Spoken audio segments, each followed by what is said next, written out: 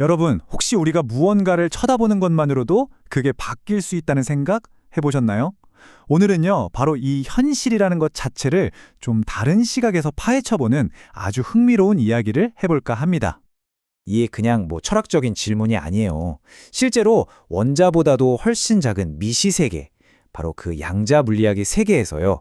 수십 년 동안 네로라 하는 과학자들을 혼란에 빠뜨린 진짜 미스터리거든요. 그러니까 실험을 해보면 이 작은 입자들이 누가 보고 있을 때랑 안 보고 있을 때랑 행동이 완전히 달라진다는 거예요. 정말 신기하죠? 이 기묘한 관찰자 효과 때문에 어떤 사람들은 이거 보이지 않는 우리의 의식이 물질 세계에 직접 영향을 주는 거 아니야? 하는 정말 과감한 주장까지 하게 된 거죠. 자, 그럼 첫 번째 섹션으로 넘어가 볼까요? 양자역학의 수수께끼. 그런데 말이죠. 이 비물질이 물질에 영향을 준다는 이 해석이요. 혹시 우리가 단어를 잘못 이해해서 생긴 오해라면 어떨까요? 네, 바로 이 지점에서 논쟁의 판을 완전히 뒤집는 반론이 등장합니다. 한번 제대로 파고 들어가 보죠. 이 관점은 되게 간단해요. 과학자들이 말하는 비물질이라는 게 무슨 신비한 힘 같은 게 아니라는 겁니다. 예를 들어 암흑물질이나 아직 모르는 에너지처럼 그냥 아직 우리가 정체를 밝혀내지 못한, 증명하지 못한 또 다른 종류의 물질일 뿐이다 라고 보는 거죠. 자, 두 번째 섹션입니다. 두 종류의 비물질. 바로 여기서 비물질을 보는 두 가지의 완전히 다른 시각, 그 핵심적인 차이가 드러나게 됩니다. 그러니까 한쪽은 아직 증명되지 않은 물질, 이게 과학의 관점이고요. 다른 한쪽은 모든 것의 근원이 되는 아주 근본적인 원소, 이게 이제 철학적인 관점인 거죠. 완전히 다르죠. 이 새로운 틀로 보면요. 우주가 완전히 새롭게 보이기 시작합니다. 우리가 아는 물질이 우주의 70%를 차지한다면 나머지 30%는 뭐냐? 바로 그 모든 물질을 존재하게 만드는 근원, 진짜 비물질로 채워져 있다는 거예요. 네, 그러니까 핵심은 이거예요. 이 원소적 비물질은 그냥 우리가 아직 못 찾은 뭔가가 아니라는 겁니다. 이건 마치 우리 현실 세계를 돌아가게 만드는 운영체제, OS 같은 거라는 거죠. 아주 근본적인 개념이요. 자, 세 번째 섹션, 모방을 넘어서입니다. 그럼 이 원소적 비물질이라는 게 도대체 우리랑 무슨 상관이 있을까요? 바로 이 개념이 왜 인간이 이 세상에서 이렇게 특별한 존재인지를 설명해주는 열쇠가 됩니다. 이 관점에서 보면 인간은 아주 특별해요. 물질로 된 우리 몸하고 저 근원적인 비물질 에너지가 합쳐진 말 그대로 복합 에너지를 가진 유일한 존재라는 거죠.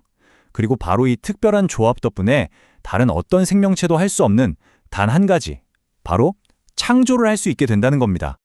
이게 정말 재밌는 비유인데요.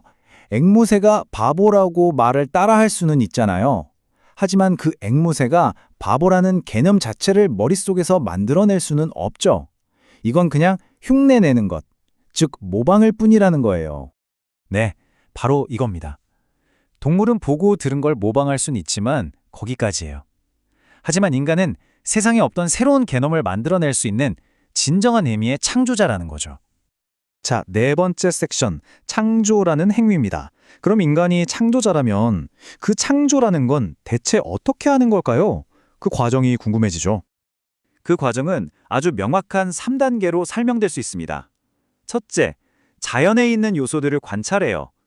둘째, 그걸 가지고 이리저리 새로운 형태로 배열하고 조합해보는 거죠.